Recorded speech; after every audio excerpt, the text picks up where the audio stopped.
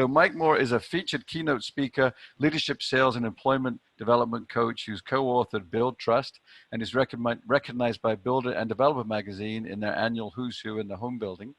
In April 2018, Mike was ranked by Clout in the top 1% on leadership, leadership development, peak performance, and sales. In July 2019, Twitter ranked Mike #1 on leadership. I didn't know that.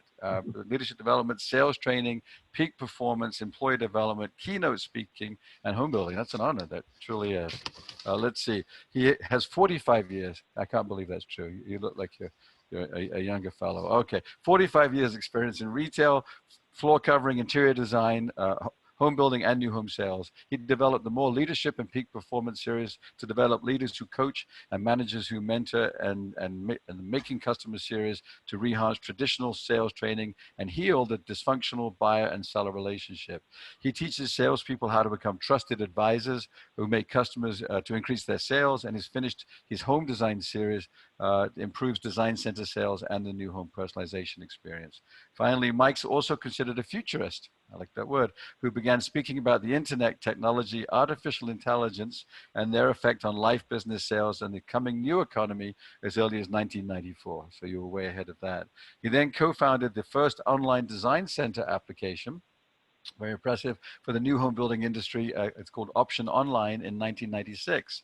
Options Online has operated as Studio Chateau since 2009. Some of you probably know Studio Chateau, I think, an online vehicle for design studios, and now processes $3 billion annually in home buyer option selections to personalize their new homes and improve the home buying and home ownership experience. So impressive.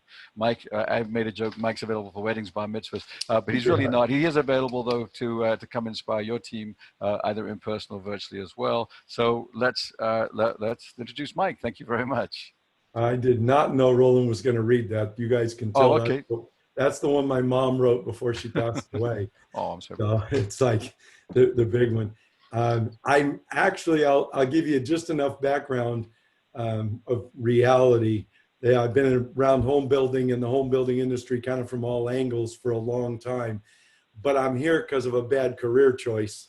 My father was a high school football coach that raised me to coach, and I wanted to make money, so I bailed at a young age from coaching and went into business. If I'd have had any real futurist vision of what they were going to pay coaches, I wouldn't be here today. Can I just jump in, Mike, on that? I'm so sorry. The last time I do it, I'm pretty sure, but I just want you to know that over here in Fargo, we have Troy Matten, Troy over there, and he is a championship-winning high school football coach still. He still does that. He's managed to fit that in, and as recently as 2 years ago, his team, what did you win, Troy? You won the championship, state championship. State championship. Yep. So he is a coach, and he's brought that to the sales team. He's got a whole new team, and so you and he are exactly on the same page. So yeah, that's why I was excited when we sort of thought about bringing you in. All right, I am going to shut up now, and that's it. Troy. Troy, you'll know how I was raised. I didn't realize a lot of what I teach and what I do. I actually didn't realize how strange I was raised till 2 years ago, and I heard Colin Cowherd interview Bill Parcells. They were giving Parcells credit for Bill Belichick and Mike Zimmer and his coaching tree. And Parcells cut him off and said, the only thing I was smart enough to do was hire coaches' kids because they're raised weird from 6 or 7 on. And I did. I grew up in locker rooms, grew up in film rooms, Saturdays in the back of a sporting goods store with a whole bunch of coaches, most of them telling them stories about how much better Friday night was than it really was. So I learned how to be a storyteller, but I also was blessed. My dad took me to coaching clinics, and I got to hear Vince Lombardi speak. And for the younger people, I always remind everybody he's the one they named the trophy after for the Super Bowl. So it validates him. But, and then John Wooden became a personal mentor. After I started speaking, I reached out to John. Had been in his camps as a kid, but he didn't know who I was. And I just reached out to him and said I'd written a program called When Winning Isn't Everything. And John liked the idea because what my father had taught me was if you're focused on the right things, the score takes care of itself. So yeah, Troy's nodding because you know exactly where I'm going. Bill Walsh wrote the book when he built the 49ers up, the score actually takes care of itself. But wanted to share today 2 or 3 things. I think the thing in this day and age that we're living through, it is a transformation. And for me, the futurist side, back in 7, 8, 9, 10, when I spoke at PCBC and IBS and CES, and I kept saying that there wasn't a recession at all. It was part of a transition to a new economy. And it wasn't until 2012 that the International Monetary Fund came out and said, hold on, this economy is beyond our intellect and our experience. Now that was in 2012. And now we're going through this accelerated change. And for me, business-wise, it's a change in the economy. The good news is, back in what they called the Great Recession, the industry that boomed was travel. And we all took a hit. That's sure backwards today, isn't it? Travel is gone, and now we're still hanging and working and doing what we do. But I think the thing, and I do Flipboard magazines, if any of you use Flipboard, if not, look into it. I clip and cut articles all the time, and I do it and have for years because my clients don't have the extra time to just read and look at what's happening. And I had a mentor teach me to not look at the headlines, but look at the small headlines deeper in and buried. And so I've got magazines on Flipboard about the new economy and new home retailing and finished home design and the future and technology effects. So there's lots of articles that you can use as reference to kind of just read and look. And I always say, first, just read a bunch of headlines and then go back and read articles. But we are living in a real strange time, and nobody can really get their hands around predictions. But the thing that frustrated me was I kept seeing early on, March, April, kept seeing articles pop up, Forbes, every builder mag or every leadership magazine and business magazine, and articles popping up about how to lead in a crisis. And if you're doing it right, you don't have to change your leadership in a crisis. If you're doing it right, you're constantly coaching and teaching how to adapt, how to embrace change, how to get ready for what's not expected. Troy, you'll appreciate this. I still remember scouting with my father after he retired, and for ex-players, and we happened to be scouting for a friend of mine that I played against, who was coaching in a CIF for California, Central California championship game. And he gave his big pregame speech about getting out of the gate fast and doing everything right and getting on top and scoring first. And the team left all pumped up, and my dad pulled my friend Tony aside and said, Tony, you better go get them ready to fumble the kickoff and be down 14-0, because you just prepared them to get all the wind taken out of their sails if it doesn't go well. And I think they still keep score till the end, not just the beginning. And so that was innate. That's when I said I was raised weird, because from 7 up, that's the stories I heard. But I remember that one particularly, and remember going on a sideline with Tony and hearing him readjust, that it didn't matter how it started. And that's part of why I say, if we're doing this right, developing tough-minded people, and I get credit with being positive, but I'm not a positive mental thinker. I'm not the guy who teaches stand in front of the mirror and tell yourself you're fit and healthy. Because my brain, when I do that, says, what kind of idiot are you? You're overweight and you don't eat good and you haven't exercised in 2 months. So go do something. So the reality for me is we need to be mentally tougher. And I think that's the thing we're seeing over and over and over exposed, is that we've got 3 generations. If you're frustrated with millennials, look in the mirror, you raised them. Okay, so don't pick on the millennials. The boomers were the first generation whose parents raised them to have it better than they did. Our parents, for us boomers, they went through the Depression as kids. They didn't, and they wanted us to have it better. And that's not the right parenting mode, and it's not the right leadership mode. I want to raise stronger, healthier, more positive people, but positive when they need it the most, when things are uncertain. So one of those things, and a big thing working with Wooden back and forth, was having a completeness to loving people and loving results, because we all get paid for our results. But as humans, we get to focus on the result naturally. We'll look at the end of the equation, the sum. So one of the things that I realized after all the input I had had over years was that there was a simple equation to success that fit with coaching and coaching salespeople, especially. I will tell you, I got into sales for all the wrong reasons. I got into sales because I liked that they measured it and I could win every day. And I was looking at the scoreboard and that I could make money. And all of those are selfish. None of those are servant minded. So I had to grow through that and get to a place that I realized if I let go of my result and focused on the right things, my results increased. Well, what were those right things? So simple equation we learned when we were little, 1 + 1 + 1 = 3. We all want the 3 bigger, but you can't make the 3 bigger without increasing the 1, or at least one of them. And the best way to do that is figure out what they are. So for me, going back all the years, it dawned on me that it was attitudes plus skills plus actions equals results.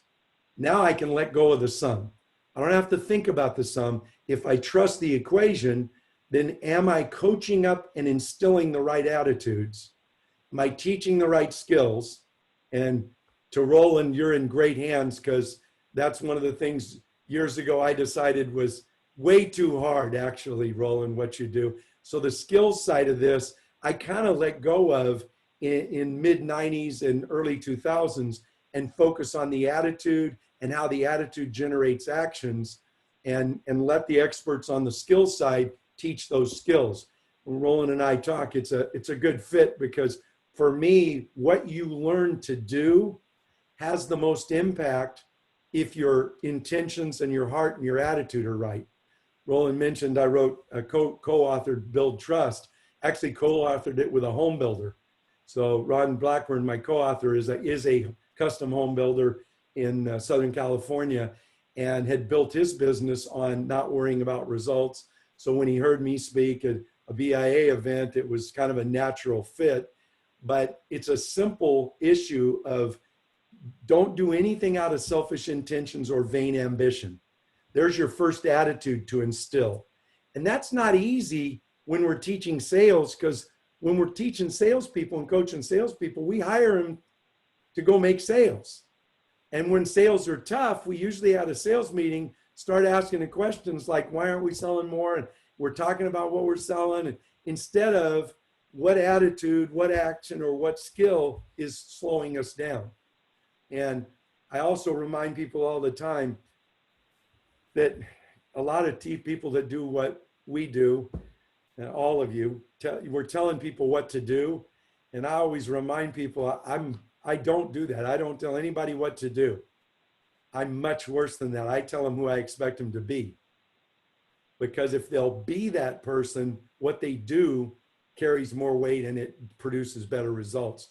And we're not real good naturally as humans. The reason coaches are needed and the reason they've gotten paid so much on the athletic side is because even super talented people can be the wrong kind of person and not produce the results that we want.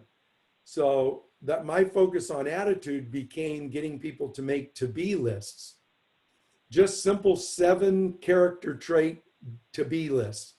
And it's carried over from parenting to sales leaders to everybody I work with, that can you really name the 7 traits you want to be?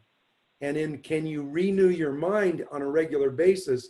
Because unfortunately, what this is for us humans when we're coaching people and we realize, how many of you ever get tired of it's like, holy smokes, it feels like I'm having to tell people the same thing over and over and over. Yeah, I actually left management and sold for a couple of years when I was young, because I started managing at 19. But in my early 20s, I got fed up. I don't ever want to manage anybody ever again. These people are a pain in my butt. I'm not going to do this anymore. They won't do the right thing. And it took a couple of years, and then I was back, matured myself enough to realize that what it was I kept trying to get them to do something without changing who they were or what they believed or how they thought. And that's exhausting, because unless you change what you believe or what you think, you won't change what you do.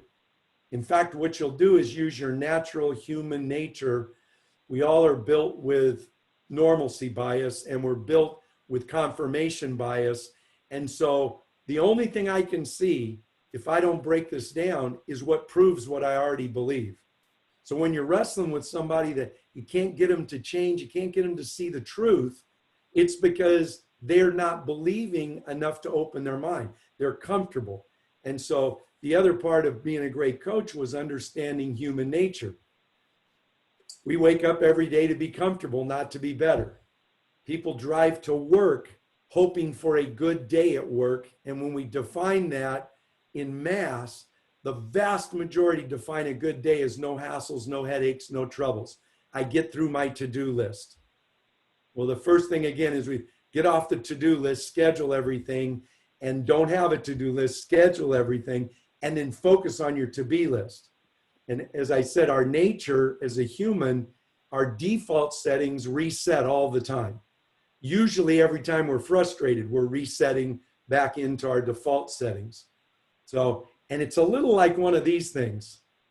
You know, if you buy one of these, take it out of the box and leave it on its default settings, it'll drive you nuts.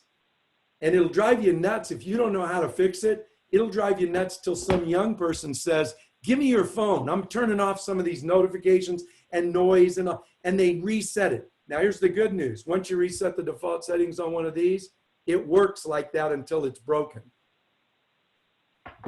This default settings, I have to reset them over and over all day long. Because every time I bump into something that takes the wind out of my sails, it resets my default settings to selfish, to excuse making, to comfort seeking. That's where I go. And you want to check with your people about excuse making, just ask any of us. If we're driving to a meeting and we're late, what are we thinking about most of the way there? What we're going to say is an excuse to kind of get off the hook. So part of that excuse making is we don't want to just be responsible. And I can still remember the first time I said to a client who I forgot and didn't put on my schedule, and they called me, and I didn't make an excuse. I said, I apologize completely. I forgot. I didn't put you on my schedule. And as a business owner, they got dead silent on the other end. And finally she goes, that was really refreshing to have somebody just be responsible and not make an excuse. And I said, I'll be there in 5 minutes because I was right around the corner. But it's the reality of, are you setting a standard as a leader for the attitudes and instilling the attitudes and instilling the character that you want to associate with? So you raise the standard by making it clear. Here's the 7 traits our people are going to be. And then individually challenge your people to set and make to-be lists. And then get them 1 minute, 3 times a day to stop and look at the definite, list the word, the trait, and cut and paste. The nice thing with these again, you make a note, you got a to-be list, you can look at it that quick, read the 7 traits, read the definitions. Am I being that person? Because as humans, if I'm being that person, what I do will be better. Because ultimately, we're all just tools. Yeah, I said that. We're all just tools. Okay? And the tool we bring to what we do is either a really good one or our natural average self. Because that's the other question I've been asking people for my own employees and into the last 25, 30 years of speaking. I've asked audiences, my own employees, how many of you want to be average? And I will tell you, I haven't met one person that's dumb enough to admit it. Nobody will raise their hand and go, yeah, I just want to be average, period. I have a contrarian brother-in-law who owns his own businesses and is extraordinary. And his only comment was, what's wrong with average? As a contrarian, because he's not average. But I've never met anybody who will admit that what they want is to be mediocre. We're not created to be average, but we're wired to be average. And now we know from the sciences, from neuroscience, we can watch the brain. The reason for the to-be list is that if you can, Roland talked about giving you a hug and giving everybody a hug. If you can look at that to-be list and realize that's what you're waking up every day to be, everything else will fall in place, because that attitude will affect your skills, and you're all skilled at what you do, and you're learning from a master new skills, and you're sharing those skills. And if your attitude's right, then your actions they'll follow. You'll take the right actions. Tony Dungy's got a famous quote about the fact that you don't win on emotion, you win on execution. And in engaging with Darren Gray, one of his foundation heads, and Tony, the issue was, don't you think you win with enthusiastic execution? And Tony goes, well, absolutely. And I said, but it's not just emotion that wins. So you can't have a great attitude with no skills and be lazy and take no actions, but you can't have a great attitude and be lazy, because the attitude has to be all encompassing, that I'm taking full responsibility for myself. So you build, and you get your people to build these to-be lists, get them to share them with each other. You know you've crossed a line when teammates start teasing each other when they're not living up to their to-be list. Now they're starting to hold each other accountable to I thought you wanted to be patient. That wasn't very patient. I thought you wanted to be kind. And they start holding each other accountable. You're winning now, because now you're coaching. And when you coach, you create teams. We've all called people teams for decades, but if there's no coach, there's no team. Because if you take a group of kids and put them on a field with bats and balls, they will not form a team. It won't happen naturally by themselves until somebody takes a leadership role. And usually one of the kids will take that leadership role. And then it's an act of will. And so, yes, that exhausted, tired feeling. Just had one of my clients opening a new division, and we were going through the process of what he's going to do. And he asked me, he said, why don't you just do this for me? And I said, because there isn't enough money in the world, and I'm way too old, and I know how hard you guys all work. I'm done. I've done that. I have so much respect for how much energy it takes to do what you do every day, that now I get to be grandpa. So thank you, Roland, that I don't look that old, but I'm old enough to be grandpa. So now I get to share with you those wisdoms, things I've learned from falling asleep at 6:30 on the couch because I was exhausted from starting at 5, and that engagement. If you're not having tough conversations and holding people accountable and raising who they are, then you're not coaching fully, because it's not easy. And it's even harder to do it and win, isn't it, Troy? It's kind of easy not to, you can do it average, but 4 and 6 and 5 and 5 and 4 and 7, that stinks. That's the same thing as those bad months that we have. And sales is a performing art, no different than athletes, actors, and musicians. So we're constantly having to renew their brain, refocus, and you should be teaching them and raising them to be able to do that themselves. So when we hit a crisis, when we hit uncertainty, when we hit things that are, Pat Riley called them lightning bolts, thunderstorms, that you didn't expect to happen, bring it. Anybody remember Forrest Gump, the movie? Lieutenant Dan, he was mad because, he was supposed to die. He wasn't supposed to lose his legs. He was mad at Forrest for saving him. And his life was a mess until they were on the shrimp boat. And then his life changed in the movie. And Hollywood writers, some of them love to put in some truths every now and then, because Lieutenant Dan's sitting up in the crow's nest in the middle of the storm. And you remember what happened? He was having an argument with God. He said, you call this a storm? Bring me a storm. And the next scene is when they're the only shrimp boat that made it. The next scenes after that is when he and Forrest become millionaires, and they bought the right stock, and his whole life changed. But it changed not when he thought it should be easier and better. And I'm just going to send out to the universe that it's supposed to give me all these things.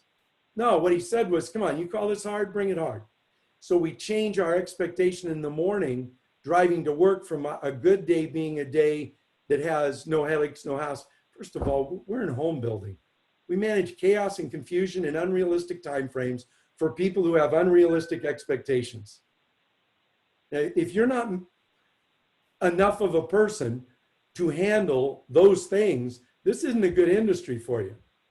Chaos, confusion, unrealistic timeframes, unrealistic expectations. I'm going to manage that to a wonderful end. That's what home building is. And it's a great reward. And what we did find over the years is asking audiences and going back to my own employees and staff, what day do you feel best driving home? And it turned out it was the day they did the most or they overcome something difficult. So naturally, again, my default settings, I'm sabotaging myself. I'm going to work hoping for an easy day. You know, and we all know tough stuff comes in threes, like all tragedies. So you get non-compliant, difficult buyers, you get 3 of them in a row, and they're eating up all your time, and they're driving you crazy. And you have 3 lousy days in a row, it'll turn an atheist into a prayer warrior driving to work. It'll have them praying, God, please, just one day without a hassle. Of course, that's like Murphy's Law, isn't it? That day will be worse than the last 3. But if you can change your mentality and instill in your people an attitude of bring it. You call this hard, you call this difficult, let's deal with it. Let's fix it. Let's figure out how to get over, around, or through. Now you start to build a group or a team of people that support each other to keep learning, growing, and improving every day. Most of my clients hire on a 12-step program. It's my 12-step program to overcome your addiction to human nature. So for those that have know anything about the 12-step program for drugs or alcohol, this one's just our human addiction. And the 12 steps are, and we look at people when we're recruiting and actually ask, are you ready to start learning, growing, and improving your attitude, skills, and actions to be an unselfish, trustworthy expert who's helpful, caring, and courageous? And Roland will send you this in a little slide afterwards that it's got those 12, but we actually put it in contracts. Because if somebody will tell me, yes, I'm willing to do that, then I tell them you're welcome here, and you're welcome here until the day you stop doing that. Because the day you stop doing those 12 things, then we can part ways and you can go be selfish somewhere else. You can go be comfortable somewhere else. I want you to take these 12 steps and I want you to embrace them every day. When you do, nothing that comes up can really freak you out because you're always embracing change and you're looking at what's my opportunity to learn, grow, and improve. All right, that said, I actually stayed on time. You guys got some questions? Questions about 1 + 1 + 1 = 3? How to let go of your results? Stop looking at your sales total. Go 30 days, don't look at your sales total. Just look at the attitude, skills, and actions. Because if you ever get there, you can look up at the score. See, one of the things my dad taught me when I was playing, stop looking up at the scoreboard because you don't play well when you're doing that. Rick Pitino, with 2 minutes left in an NCAA championship game that he won for the finals, most brilliant thing I've ever heard recorded. The kids came over for a timeout. They're ahead, 2 minutes left in the game, and they're all like this. They're all looking up at the scoreboard. They're ahead, right here, I want you to play the next 2 minutes like you didn't want it to end. So now we're talking about being present, aren't we? We're talking about bring your best to this moment and don't worry about the result because it will be better if you're better. And it's just a reflection of you. And one day bad doesn't make a month bad. 1 month bad doesn't make a year bad. But a whole year of lousy attitude will screw up your skills and your actions and you have a bad year. All right, questions? Perfect. All right, thank you so much. How about a round of applause for a great 30 minutes of thank you so much. That was so much wonderful stuff. I knew I'd feel better if I just had you share some stuff with us. So a show of hands, who enjoyed what Mike had to share there? It was great. It absolutely. It's only just a small piece of it. Good. And now who has questions? Who would like to chat with him while we have this great opportunity?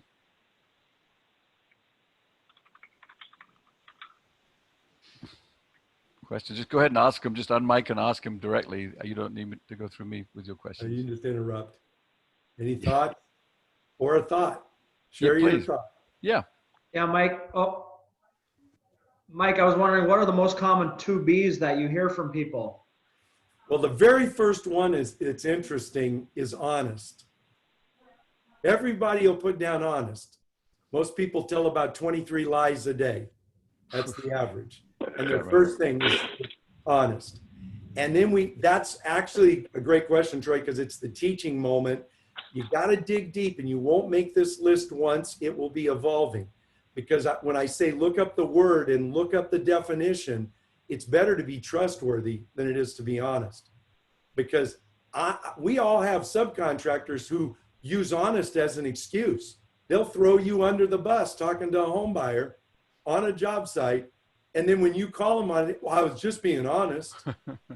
So honesty doesn't even play well because they have no tact and no team mentality. So that's a great question. And it usually starts there. And when we're developing those lists, that's the thing that I challenge people to do. Keep looking at the words and the synonyms. It's not easy to pick 7 traits that at your funeral, when you're laying dead in a casket and 2 people who knew you but didn't know each other start to have a conversation, what 7 things would that you want them to agree that you are or were? It's not easy to pick those 7 things. You grind through them. That's part of renewing your brain. Then once you get them, you're looking at that 1 minute, 3 times a day. You interrupt your own thinking. And it's amazing how hard it is to find 3 minutes in a day for people. But 1 minute, morning, noon, night, to stop and look at that list and remind myself that's who I want to be. It changes the way your brain functions. Same way gratitude does. Okay? And then after honesty, actually as a singular that everybody seems to have, it really starts to vary from there, Troy. It gets interesting because everybody starts throwing different words.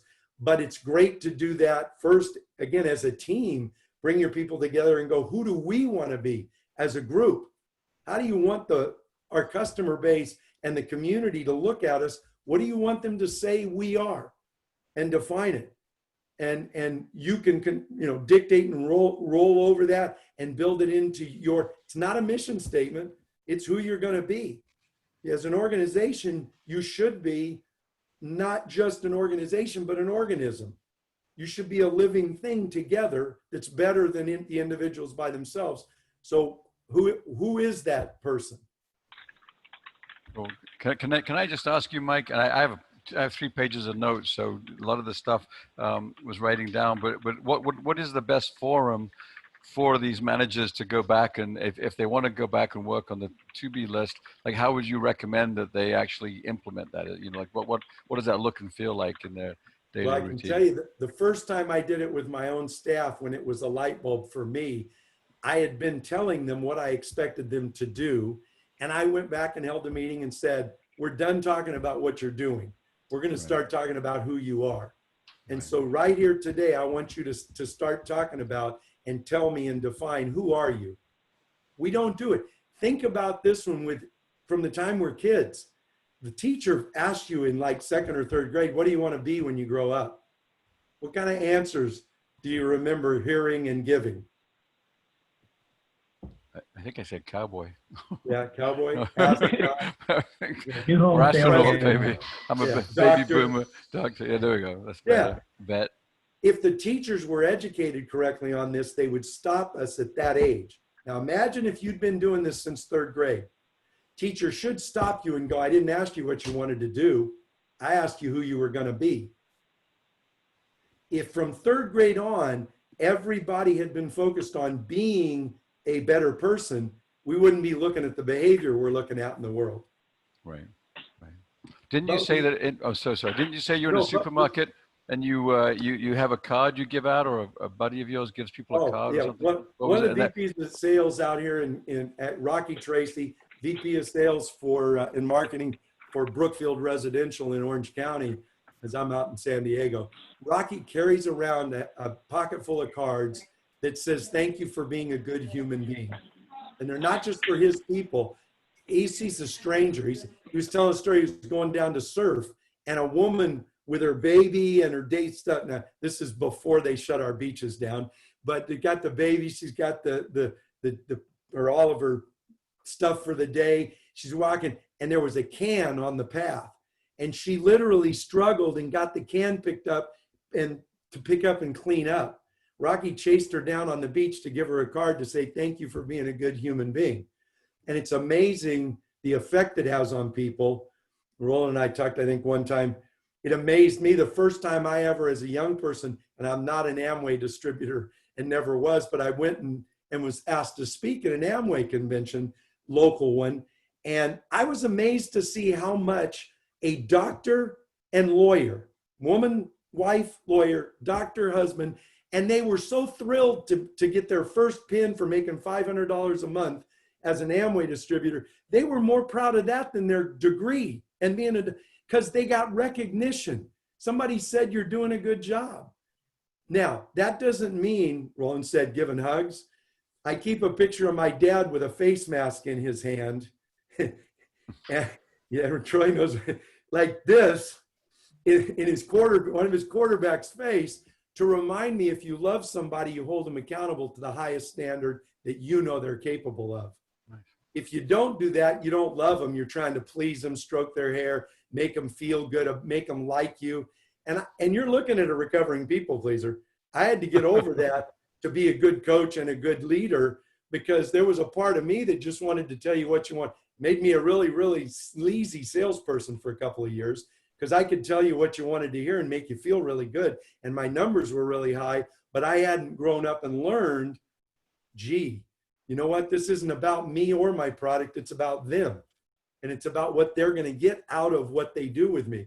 And so it's where, so when you go back, you can start meetings by and you run through it yourself with that. I'm available for those, but I'm betting because of who you guys are, you can figure out how to take that to be idea and just start pumping it. Because here's the thing, good coaches manage attitudes. They manage the dominant thought of their players, of their team. So what are you talking about all the time that manages that thought process? And the reason you do that is because humans move in the direction of their dominant thought. So if I'm thinking that, hey, we can handle this, we can do this, we can get this, are you growing? And over 10 years ago, I used to tell my own clients, you need to recruit people whose parents raised them correctly. And that's why you recruit rather than hire normally, so you can get to know them, get to know family members. The problem is, if you've got more than 3 or 4 people, you're going to have to take them to raise now. You're going to get them as good as you can get them, and you're going to have to finish raising them. And I'm a firm believer that a lot of what we need in our country is better business leaders that are raising better employees, because they're not getting it anywhere else at this point. And Troy, more power to you that you're in there. I got out of coaching. Most of my friends that should be coaches, wanted to be for the right reason, to impact kids' lives, left and went into business because schools wouldn't let them. I can remember one of my best friends, after winning in Fresno, winning the Central California, the CIF, his sectional title in football, he resigned because he said, every kid that needs my help has a parent who won't let me, and the administration won't let me. So I got in this to help people. The good news in business, we get to help people because they're not family members. I love my employees always, but if you don't live up to the standard, you're gone. So I raise the standard, and it holds everybody else accountable to that standard. So the bottom is what you worry about, not your top. And the thing I get the most at conferences is people in your position will tell me what your top people do and what your average is.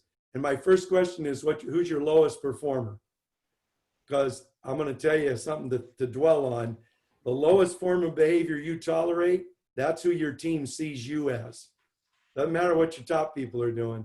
Whatever you allow as the lowest form of behavior, driving home at night, whoever's frustrating you the most, that's who the rest of your team sees you as a leader.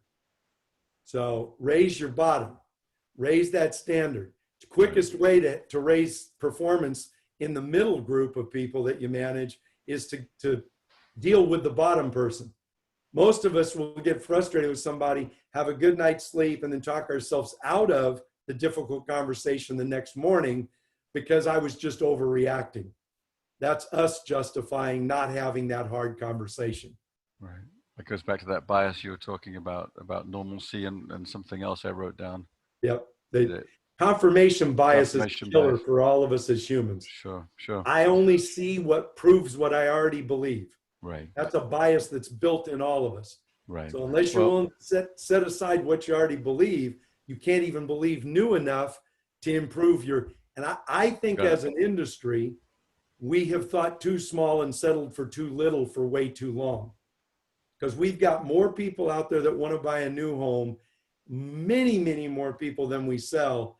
And a lot of them go home and redecorate because we didn't engage properly. I mean, the numbers are staggering. We sell 9 to 10% of the shopping population for a home, and 40 to 60% of the population shopping say they want a new home.